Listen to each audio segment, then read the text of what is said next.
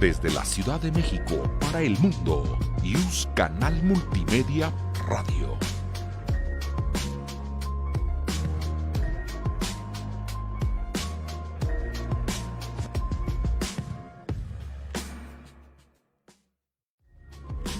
IUS Canal Multimedia, derecho a tus oídos. Desde la Ciudad de México para el mundo, IUS Canal Multimedia Radio. IUS Canal Multimedia presenta.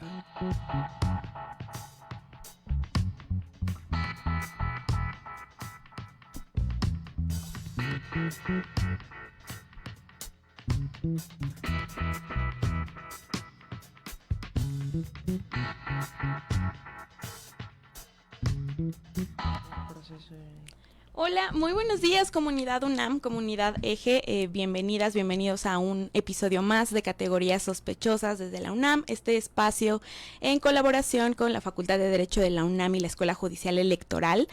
Hoy, primero voy a dar los buenos días, yo ya me iba a ir con el tema. Sí, buenos días, Nancy. Hola, Brito, hola a todos los que nos ven, nos escuchan. Muy buenos días, consejero Ernesto. Muy buenos días, muchas gracias por invitarme. Hoy vamos a hablar, como ya se dieron cuenta, tenemos por acá al consejero Ernesto Ramos Mega del Instituto Electoral de la Ciudad de México y vamos a conversar precisamente sobre el voto chilango en 2024. Pero antes de irnos por ahí al voto chilango, cuéntenos en nuestra trivia electoral. Hoy tenemos por acá el manual de justicia electoral que de hecho se elaboró por ahí en la unidad de investigación de la Escuela Judicial Electoral para que conozcan más y a detalle los distintos medios de impugnación, ya que estamos en este contexto del proceso electoral y que es tan importante saber cuáles son las reglas.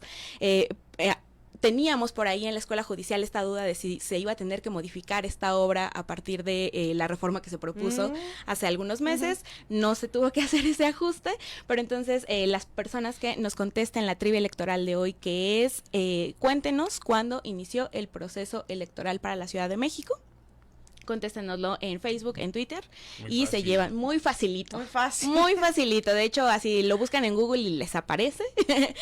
Pueden llevarse esta obra. Si tienen por ahí obras pendientes de recoger, siempre nos avisa Rafa, nuestro colaborador de IUS Canal Multimedia. Estamos en Universidad 2219 y pueden ponerse en contacto con la página de IUS para que pues acuerden cuándo pasar por sus ejemplares. Y después de este contexto, de esta trivia, hablemos un poquito. La próxima semana en Sala Superior vamos a tener la 8ª feria del libro del Tribunal Electoral, así es que si les interesan estos temas, los esperamos por allá. Es del 20 al 22 de septiembre, por ahí el 20, el miércoles, inicia desde las 9 de la mañana para que puedan acompañarnos, y si no, pueden seguir, vamos a tener conversatorios, mesas de diálogo, etcétera, pueden seguirla a través de nuestras redes sociales, de YouTube y de Facebook Live. Ahora sí. Ahora sí. Pues además es que tenemos un gran tema porque las elecciones de la Ciudad de México, pues yo creo que sí también son de las más complejas, ¿no?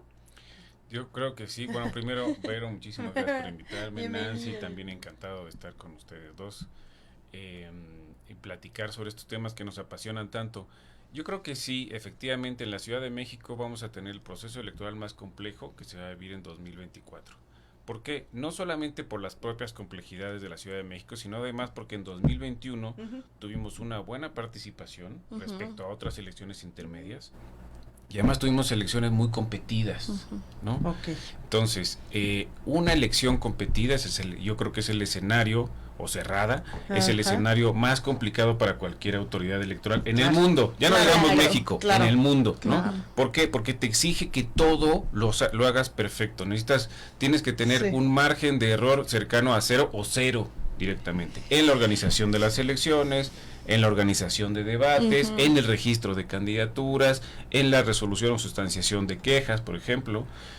Todos esos procesos que llevamos nosotros dentro de la autoridad administrativa electoral tienen que ser muy certeros, tienen que darle mucha confianza además a los diversos actores políticos, porque cualquier cosita la pueden utilizar de pretexto si quieres tú, ¿no? No puede ser que no haya nada atrás, pero puede ser un pretexto para no aceptar el resultado complejo que venga en las próximas elecciones en la Ciudad de México. Yo tengo confianza en la madurez, además, política de nuestros diversos partidos políticos, sus candidaturas. La verdad es que el proceso electoral 2021 nos fue muy bien en ese sentido, no tuvimos ningún problema, pero nosotros como autoridades tenemos la responsabilidad y la exigencia de hacer las cosas de manera muy, muy profesional y muy exigente.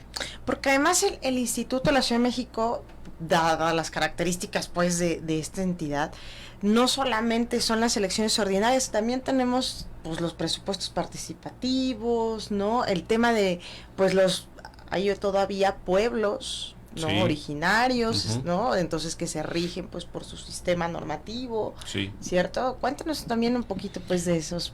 Pues sí, en realidad es un instituto que todos los años tenemos procesos selectivos o electorales, ¿no? Cuando son los 2 años que no hay una elección constitucional, tenemos presupuesto participativo y además, como tuvimos justo este año, tuvimos 2 procesos de presupuesto participativo, el 2023 y 2024, y además elección de comisiones de participación comunitaria, que también son otro mecanismo de democracia participativa. Eso nos exige estar en contacto cercano con la ciudadanía, convocar a procesos electivos año con año y además pues tener nuestro material disponible en cada momento, hacer una reutilización de estos materiales, imprimir constantemente, es decir, toda la maquinaria del instituto está aceitada todos los años, nunca se puede oxidar ni detener por estos procesos que tenemos constantemente.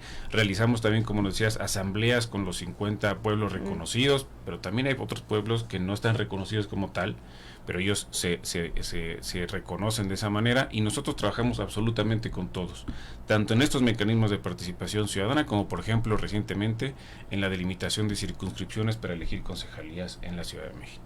Entonces en 2024 se renueva jefatura de gobierno, alcaldías, ¿qué más? En 2024 se renueva absolutamente todo. 287 cargos son, es una jefatura de gobierno que dura 6 años, sabemos, y los otros cargos son 3 años, que son las diputaciones, tenemos diputaciones de mayoría relativa, diputaciones de representación proporcional y una diputación migrante, además, que está vinculado con el tema del voto chilango. Y también tenemos las alcaldías que van en planilla con las concejalías, ¿no? Entonces, cada alcaldía tiene un titular en la alcaldía y además un cuerpo colegiado de concejalías de los distintos partidos políticos que van a trabajar junto con cada persona titular de la alcaldía. Y en el proceso anterior ya hubo procesos de elección consecutiva, ¿verdad? Pero en ¿cuáles son los retos que trae la autoridad electoral al respecto de la... Sí, la reelección. Pues mira, el tema principal para nosotros es que la reelección no está regulada en la Ciudad de México. En el Congreso de la Ciudad de México nunca quisieron reformar la ley para establecerla como tal recientemente, y entonces estábamos con el dilema de, bueno, la legislación, la normatividad de la Ciudad de México dice se pueden reelegir una vez, pero la Constitución Política de los Estados Unidos Mexicanos dice no, se pueden elegir 3 veces consecutivas, ¿no? Excepto evidentemente los cargos ejecutivos que solo pueden reelegirse una vez de acuerdo a la propia Constitución, entonces ahí no hay vuelta de hoja. En el caso de las diputaciones sí puede haber esa posibilidad, y lo que nosotros hicimos fue tener una interpretación más amplia, y en nuestra propia normatividad permitimos que se puedan elegir hasta 3 veces, es decir, 12 años consecutivos, ¿no? Wow. Sí, y eso va a ser también ahora pues la constante, ¿no? O sea, muchos también buscarán esa vía. Sí. Y no está mal. ¿Por qué? Porque finalmente las personas que deciden son las ciudadanas y los ciudadanos que deciden con su voto castigar o premiar a las personas, ¿no? Y es una apuesta ya de... a mí me parece bien, por ejemplo, que cada legislador o legisladora diga, bueno, voy a hacer mi trabajo, pero voy a estar vigilado por la ciudadanía, porque de ellos dependen, de la percepción por lo menos que tengan, de mi trabajo depende que yo me mantenga o salga en las próximas elecciones, ¿no? Y es una apuesta también para cada organización política si repiten con esas candidaturas o las cambian. Oye, ¿y ustedes qué acuerdos relevantes tienen que emitir en este transcurso? para dar? Bueno, son varios, ¿no? Pero, por ejemplo, acabamos, de aprobar justo en el domingo, y no puedo decir la fecha de inicio del proceso, de nuestro proceso Yo electoral, esperaría ¿verdad? que para este momento del ¿Ya programa lo ya lo hayan contestado, y si bueno. no, es un premio por seguirnos hasta este Bueno, momento. no, yo me llevo el libro, pues yo sí me la sé. Fue el domingo pasado y además después de iniciar protocolariamente el proceso electoral, tuvimos otra sesión donde aprobamos lineamientos de postulación, es decir, qué reglas tienen que cumplir los partidos políticos para presentar sus candidaturas, ¿no? Evidentemente están temas de acciones afirmativas, de paridad, de las fechas claves, periodos de precampaña, y los temas de los registros. Ahí, por ejemplo, en el tema del registro estamos haciendo una innovación que no se había hecho los años anteriores. No sé si exista en otro OPLE, por ejemplo, pero vamos a utilizar hacer el registro completamente digitalizado. Genial. Ustedes recordarán seguramente en cualquier autoridad administrativa electoral que los partidos políticos llegan con sus carpetas, cajas, hasta el último día, ¿no? Hasta la última hora, a las 11:59 con las cajas para registrar a sus candidaturas de la fecha límite. Y pues es un problema para la autoridad electoral porque necesitas mucha gente para realizar esa documentación, para capturar los datos y para verificar los requisitos también, ¿no? No hay una base, difícilmente nos podemos encontrar con una base de datos consolidada y poder verificar si cumplen con todos los aspectos, la verdad son bastante amplios dentro de la legislación electoral, de los requisitos y las distintas acciones afirmativas, ¿no? Los bloques de competitividad, por ejemplo, ¿no? Entonces, con este sistema ya estamos registrando las candidaturas sin partido, candidaturas independientes, y luego vamos a registrar las candidaturas de los partidos políticos. Van a poder hacerlo a distancia, van a poder subir la documentación y vamos a tener todo organizado. Esta es una apuesta importante del instituto en ese sentido. Después vamos a aprobar, por supuesto, también los lineamientos para la asignación, cómo se tienen que asignar tanto las concejalías como las diputaciones de representación proporcional, ¿no? Por el tema de las reglas, que a veces les toca pues, exacto. bajar. Y creo que todas las veces que el Instituto Electoral ha aprobado, por ejemplo, una asignación de diputaciones de representación proporcional, todas las veces ha sido impugnado. Con distintos resultados. La última vez, en 2021, nos fue bastante bien. La verdad es que nos fueron ratificando el cambio, hubo un cambio menor, pero en realidad nos fue bastante bien. Pero eso no deja de ser un reto importante. Y el tema de paridad. El tema de paridad también. Yo creo que para todas las autoridades electorales es relevante. Nosotros en la Ciudad de México, por ejemplo, en 2021, por primera vez el Congreso fue ocupado por un número mayor de mujeres, 2 mujeres más que hombres. ¿Y fue derivado solas de la elección o fue por también ajustes? Fue tanto de la elección como por nuestros lineamientos de paridad también y los bloques de competitividad que se armaron. Pero también evidentemente por la decisión pues. Por la decisión ciudadana en distritos de mayoría relativa, ¿no? Entonces las mujeres en los partidos políticos han hecho buenas campañas en la Ciudad de México y han obtenido su triunfo por apoyo de la ciudadanía. Y en ese sentido, en la Ciudad de México no hemos tenido estos inconvenientes sobre el tema de paridad. Yo creo que tampoco los vamos a tener en este proceso electoral. Pues en el ya tema es una de mentalidad distinta. Horizontal. Ni horizontal ni vertical, ¿no? Cada partido político, por ejemplo, en alcaldías tienen que decidir votar, tienen que postular, son 16, tienen que postular 8 y 8. Okay. ¿No? Igual, lo mismo en el caso de las diputaciones, en concejalías. Yo creo que ahí ya no vamos a tener un inconveniente. Y además yo no observo una resistencia al tema ya de parte de las fuerzas políticas para el caso de cumplir con las normas de paridad, ni siquiera con las acciones afirmativas. ¿En serio? Ya ni con eso. Okay. Sí, porque la Ciudad de México la verdad es que está muy, en ese sentido está avanzada y la ciudadanía es exigente también. ¿Qué acciones afirmativas tienen? Tenemos varias, por ejemplo, de personas indígenas, justamente de los pueblos que tú mencionabas. Tienen que de alguna manera acercarse a estos pueblos reconocidos para que las personas que se postulen pues tengan un reconocimiento de la comunidad, ¿no? También de la población LGBT, también de personas jóvenes, esa es una importante. Eso es diferente a la nación, población afrodescendiente también. personas con discapacidad. Okay. Y también ahora se agregó por una reforma reciente personas adultas mayores. Oye, ¿y el voto en prisión? Es tanto el voto en prisión preventiva como el voto de personas en estado de postración son también innovaciones recientemente de la ley en la Ciudad de México, pero ambas figuras las vamos a organizar junto con el Instituto Nacional Electoral, ¿no? De manera colaborativa. Estamos viendo cuáles son los mecanismos idóneos para la Ciudad de México, si es algo electrónico, si es algo en papel, qué es lo que conviene más, pero lo vamos a hacer de manera coordinada con el Instituto Nacional Electoral y también con asesorías y escuchando a organizaciones que conocen del tema, ¿no? Tú no puedes llegar, por ejemplo, y molestar a una familia diciendo, oye, usted tiene una persona en estado de postración, queremos que participe. Claro, tal vez esa no sea su prioridad, ¿no? Sí. Pero en otros casos sí, en otras personas sí, ¿no? Y lo que tenemos que hacer es facilitarles ese acceso, facilitarles los mecanismos. Igual en el caso de prisión preventiva, la población no es a la que estaría dirigida no es tan grande en ninguno de los dos casos, pero son ejercicios que sirven de alguna manera para involucrar y progresar en esta ampliación de derechos como nos ordena nuestro artículo 1 constitucional.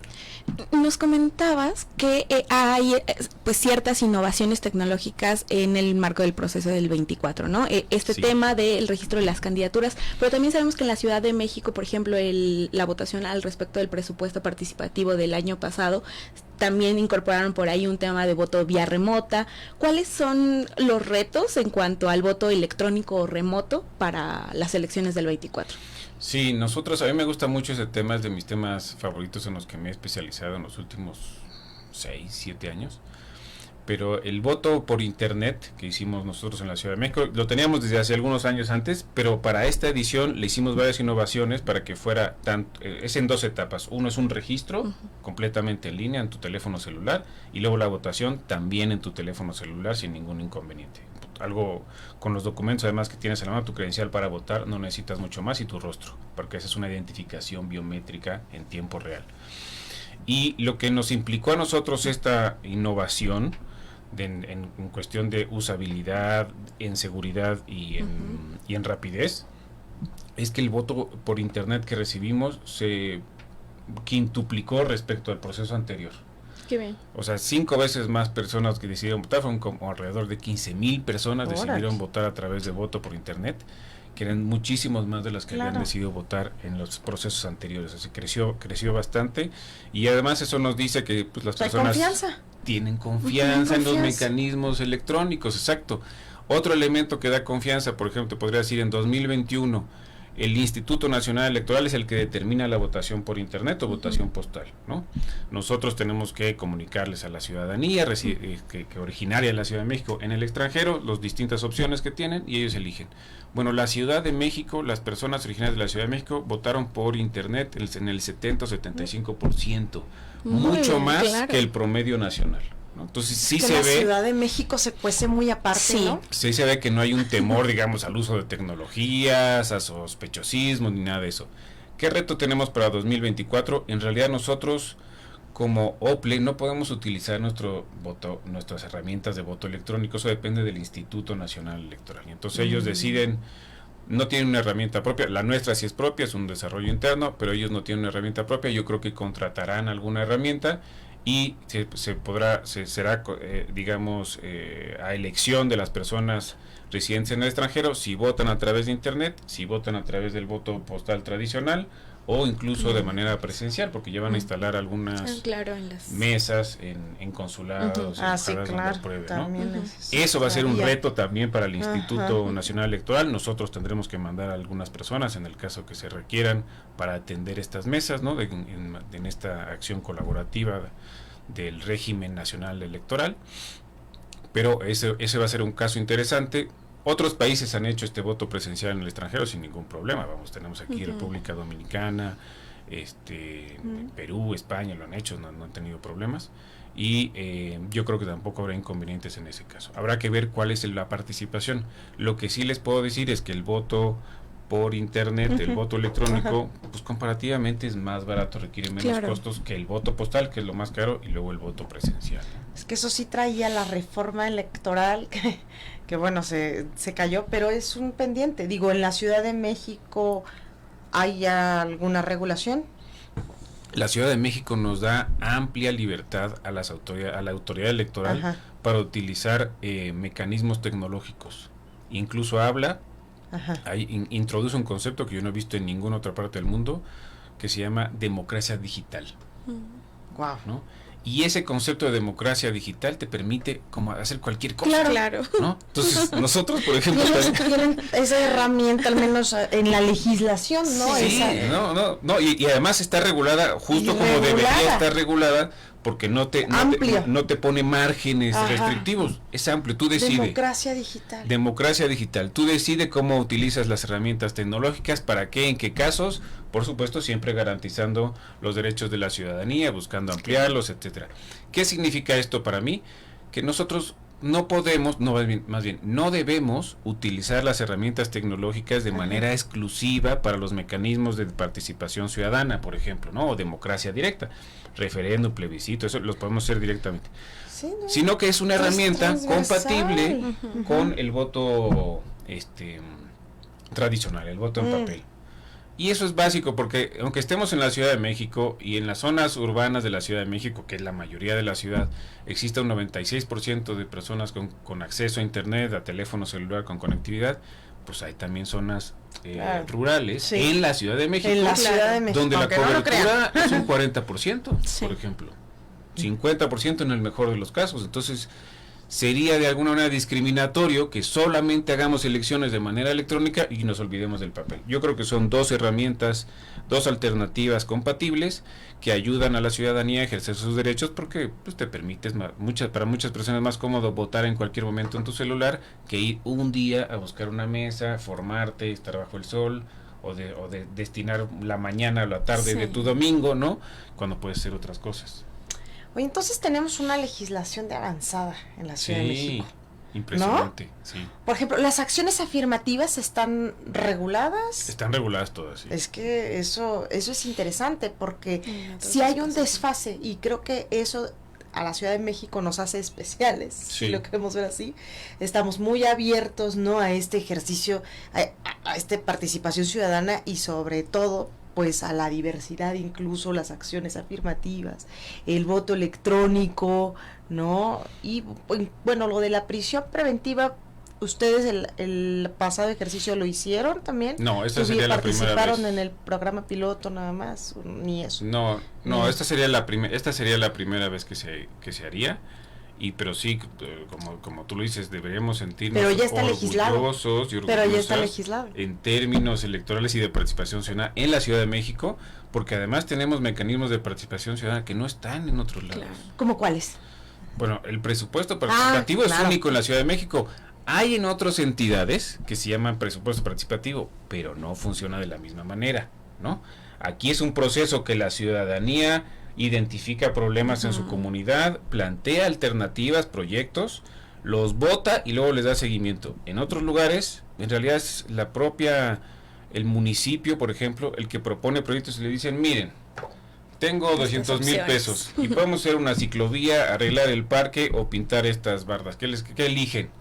No, bueno, si son esas tres opciones, está muy limitado, ¿me entiendes? En cambio aquí la ciudadanía no tiene esas limitantes y tiene la capacidad para hacer estas propuestas de lo que ellos creen que es necesario realizarse en su comunidad.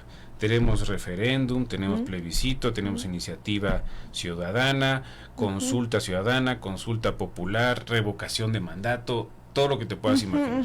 Todo lo que exista, digamos, en el catálogo, lo tenemos previsto.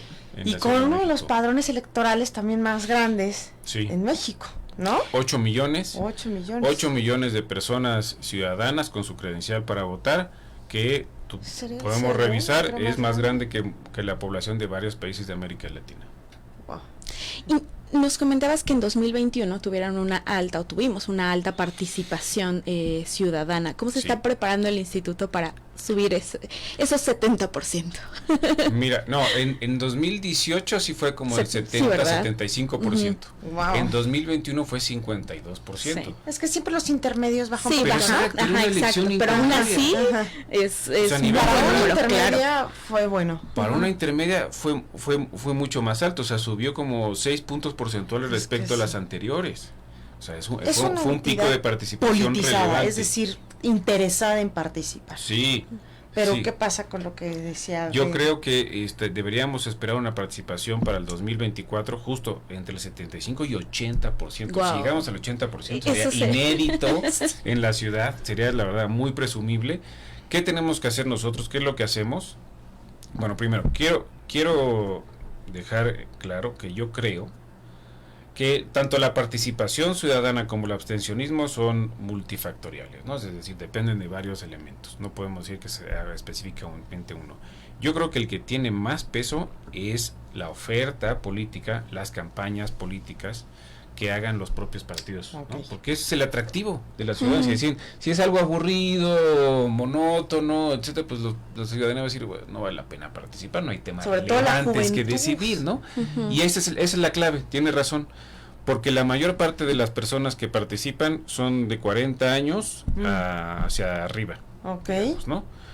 Justamente la población entre 18 y 25 años son las que tienen un menor porcentaje de participación. Estamos hablando de un 25-30%, que es muy bajo. Y es hacia ellos a los que tenemos que enfocar baterías, ¿no? Hacia ellos y ellas. ¿Cómo vamos a hacer? Vamos a organizar debates, no solamente para jefatura de gobierno, que eso se hace generalmente en cualquier entidad, sino organizamos debates para diputaciones y alcaldías. Incluso para diputaciones de representación proporcional decimos, bueno, una representación de cada quien, y hay debate en los propios partidos políticos. Son una cantidad de debates grande que todos los proyectamos, metemos preguntas, digamos, de la ciudadanía muchas veces, algunas en el 2021 metimos preguntas de menores de edad también, que les hacían directamente a las candidaturas y tenían que responderles a la cara, ¿eh? Si decían mentirles o engañarles, pues se dan cuenta. Exacto. Esa es por una parte. Por otro, pues tenemos que hacer mucha difusión. No tenemos dinero para hacer muchos promocionales ni adquirir tiempo y tú sabes que el INE pues, se lleva prácticamente toda la bolsa en radio y televisión y los partidos políticos también. Entonces hacemos difusión por distintos canales, nos acercamos mucho a universidades, a colegios, a centros de estudio, a centros donde sabemos que va a haber juventud. ¿Y para qué? Para motivarlas y motivarlos a que justamente participen, hagan ejercicio de sus derechos. Ok, pues es que te digo, sí me parece muy interesante estas distinciones que tiene la Ciudad de México en términos de democracia, sí, ¿no? Y sobre todo creo que aquí se ha logrado entonces sí que la juventud pues se interese en participar, en votar, ¿no? Eso, sin embargo, pues le corresponde también principalmente a los partidos políticos. Así es. Y ustedes en redes sociales también están activos. Cuéntanos cómo ha sido esa difusión también. Sí, tenemos todo, o digamos lo que era Twitter. Yo le sigo llamando Twitter, pero pues es una cosa que se me va a quedar, supongo. Es como sí, Vancouver. es cierto, de hecho ahorita que dijiste Twitter, pues yo también dije, pues sí, Twitter, ¿no? ¿Qué es eso, no? De X, pero bueno. YouTube, Instagram, TikTok, Facebook, por todos los canales. Invitamos también a jóvenes, a personas jóvenes a que pues, propongan ideas, hacemos acercamientos, pedimos que nos manden videos, hacemos distintos, por ejemplo, campañas con comunicadores, con personas artistas, con influencers, para que también manden mensajes de parte de la institución. Oye, y sin inversión prácticamente. Claro, oye, y denunciar me imagino que es igual de sencillo. ¿Cómo? Denunciar es igual de sencillo, para presentar quejas, pues, por violencia. Justamente eso es lo que estamos trabajando. Yo hice una propuesta a mis colegas. Tú sabes que hay que presentar quejas de manera formal, un escrito, firmado, firma autógrafa, ¿no? Etcétera. Pero también creo que podemos... O sea, esa parte no se ha ido a lo digital. La parte jurídica es la más difícil de cambiar. Ok. Yo creo. Justo por el tema del derecho procesal electoral, es mucho más rígido, ¿no? Pero yo he planteado propuestas, digamos, a mis colegas, estoy intentando convencerlos y convencerlas de que podamos abrir canales de comunicación donde estas quejas o denuncias, si tú quieres, puedan presentarse a la autoridad electoral administrativa para que pueda decidir, en dado caso, hacer procedimientos de oficio, ¿no?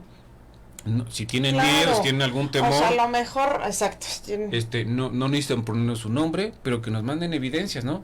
Un video, un texto, fotografías, elementos que nos ayuden para hacer alguna investigación y que puedan tener consecuencias. Nosotros podemos empezar a hacer diligencias, mandar oficios, preguntar, y eso incluso ya puede servir como un mecanismo inhibitorio para las personas que quieran violar la ley, que quieran cometer algún acto en contra de la normatividad. ¿Llevan muchas quejas hasta ahorita? No sé. Pues fíjate, el proceso 21 tuvimos un total de 817 quejas dentro del proceso electoral. Este proceso acaba de empezar, ¿no? Entonces, pues tenemos poquitas. Bueno, es que acaba de empezar. Pero en este año sí hemos recibido como unas 300, una cosa así.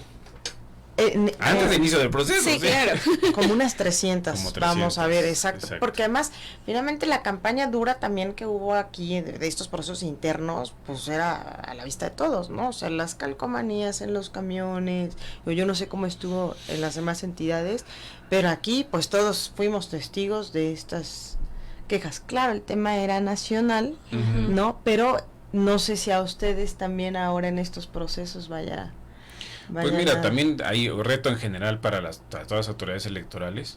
Estas, digamos, publicidades o promociones que parecieran ejercicios de libertad de expresión auténticos, o publicaciones en redes sociales, ¿no? Que es muy difícil controlar, y nace un influencer o un medio de comunicación de la noche a la mañana y empieza a hacer entrevistas favorecedoras, digamos, a determinadas candidaturas. Y tú dices, bueno, ¿hasta dónde nos corresponde la autoridad, tú puedes ¿no? limitar, exacto, la libertad de expresión, el ejercicio periodístico, la libertad de prensa, que es fundamental en cualquier democracia? Y hasta dónde dices, no, bueno, aquí ya empieza a ser propaganda. Y ese no es un reto nada más nuestro, yo creo que sobre todo es un reto de las autoridades jurisdiccionales. De la sala especializada. Ahí les toca a ustedes, ya a ustedes, como tribunal electoral. ¿Por qué? Pues sí, pues son los que deciden. Ustedes investigan. Nosotros hacemos la sustanciación, investigamos, pero los que deciden y sancionan. Muchas veces ese aparato se mueve a partir de si admiten o no esas quejas. Exacto. ¿No? Sí. O sea, sí hay un criterio ahí también de ponderación, donde yo creo que, no sé cuál sea tu visión, que sí deberíamos privilegiar las libertades, ¿no? Pues mira, lo que pasa es que yo creo, y te lo digo como consejero electoral, a mí me gusta apostar más por la capacidad de la ciudadanía de formarse su propio criterio y decidir, aquí se están burlando de mí, aquí me quieren engañar, quieren que crea que esto es un ejercicio periodístico, una entrevista, cuando en realidad es una propaganda simulada, ¿no? O sí, ese es un ejercicio auténtico periodístico, me parece bien, están siendo críticos, están cuestionando, hay datos, hay información, ¿no? Que la ciudadanía decida, esa es mi lógica. Uno, libertad de expresión, y que la ciudadanía decida con su criterio, porque esa madurez política es la que nos ayuda a crecer como sociedad. Que sea la propia ciudadanía la que rechace, ¿no? O acepte pues una idea, pero solita creo ese mismo debate que se da. Las redes sociales son un gran ejemplo, ¿no? Porque sí hay comentarios buenos, pero al mismo tiempo hay muchos negativos, y es ese flujo de ideas, de opiniones, el que te permite a su vez a ti formarte uno. Claro, ¿no? Y la proliferación. Pero hoy día hay mucha censura, O sea, hoy día hay muchos temas que hasta para los periodistas les cuesta trabajo abordarlos. Sí. Bueno, y también, como decíamos, la proliferación de fake news en redes sociales. También. Los mensajes que llegan de WhatsApp, o las teorías de conspiración que están a la orden del día, también es un reto importante. Algo que hemos platicado con personas de los soples de otras entidades es el tema de la violencia, y en la Ciudad de México hay algo como de inhibición del voto el día de la jornada electoral. ¿Cuál ha sido la experiencia en la ciudad? Mira, actos violentos el día de la jornada electoral en realidad han sido muy limitados. En 2021 tuvimos algunas quejas, pero en realidad no había evidencias de tales hechos, ¿no? En la Ciudad de México yo creo que estamos en una situación privilegiada respecto al resto del país. Te digo que nos cosemos aparte. Sí, en realidad sí, ¿no?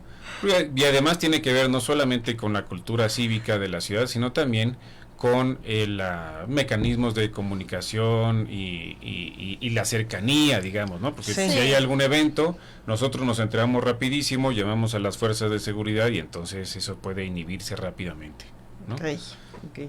Como tú dices, nos cosemos aparte, afortunadamente.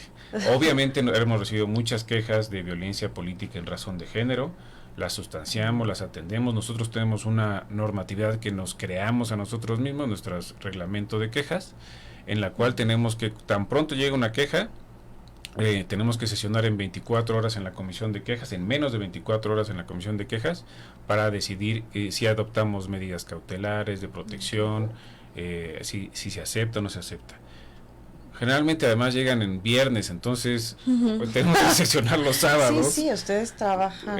Porque aunque no sea proceso, cuando no era proceso electoral, teníamos que igual sesionar sábados, no sé si algún domingo nos tocó, porque ese plazo es muy estricto para nosotros, ¿no? Ahora en proceso electoral, bueno, no todos los días es la regla. No hay vuelta de hoja, ¿no? Esa es la regla. Pero sí, en ese sentido nosotros estamos muy comprometidos para pelear contra la violencia política en razón de género. Pues no sé si quieras darnos pues este panorama, ¿no? Para el 2024, ¿qué consideras que van a ser esos? Como ya habíamos dicho, esos principales retos un poquito, y para ir cerrando también. Sí, bueno, ya sé que son los lugares comunes de los retos, son lo nuevo, ¿no? No, pero está bien. El voto en prisión de las personas en prisión preventiva, en estado de postración, las acciones afirmativas, paridad, violencia política en razón de género, la participación de la juventud. Estoy de acuerdo con todo eso, es importante, relevante. Pero para mí directamente como funcionario electoral, el mayor reto es lo que les decía al inicio.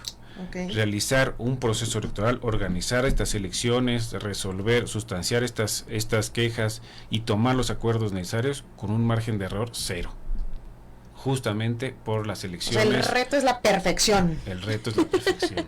Claro, acercarnos a la perfección. Ese es nuestro reto.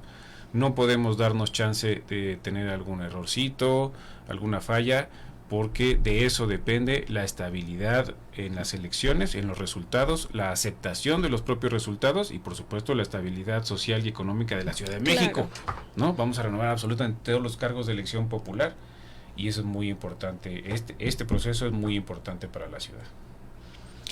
Para quienes todavía no están como muy familiarizados con el tema electoral, sobre todo porque nuestra audiencia es una audiencia joven, corresponde a pues el público de la Facultad de Derecho, a veces a un poquito más amplio, incluso de la EGE. Para quienes son chilangas y chilangos, ¿qué les dirías o cómo les invitarías a que puedan asistir a votar en junio?